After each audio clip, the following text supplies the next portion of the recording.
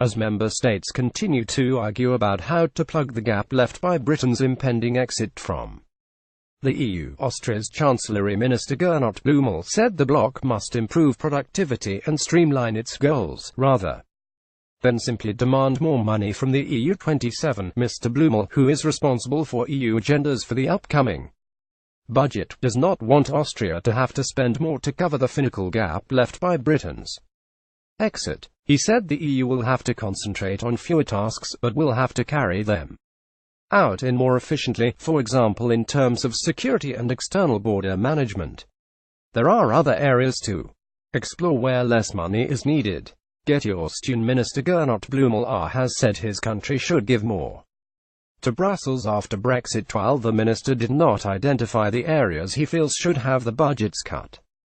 The EU Commission's plans are already starting to see a reduction in the two largest chunks of the common budget: agricultural and cohesion policy, promoting the poorer regions and states in the EU. Agriculture is an important element of the Austrian economy because of its social and political significance, meaning any cuts to the country's agriculture budget would be deeply unpopular among voters.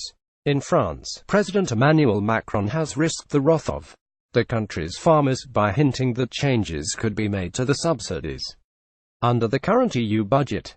A staggering £51.3 billion, €58 billion, or 40% of the total budget, goes towards common agricultural policy cap payments.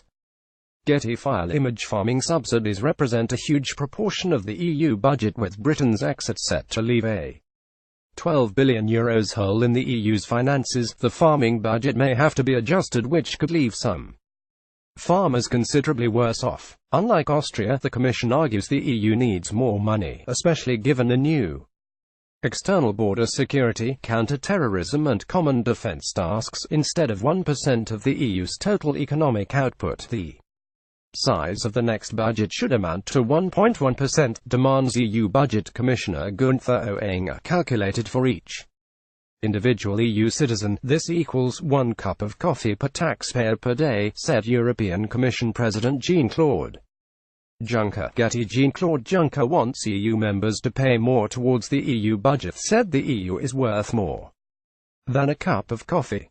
Austrian MEP Harold Wilimski from the ruling Freedom Party told the Vienna Metro website the financial shortfall created by Brexit needs to be filled by cost-cutting and not with additional costs for the remaining member states, but instead of making savings on the bureaucratic apparatus, the EU is taking advantage. And Juncker and co. demanding that the EU's net contributors must once again dig ever deeper into their pockets and finance the political mess they leave behind. Such a policy is not only unreasonable but also irresponsible to the voters. Additional reporting by Monica Pallenberg.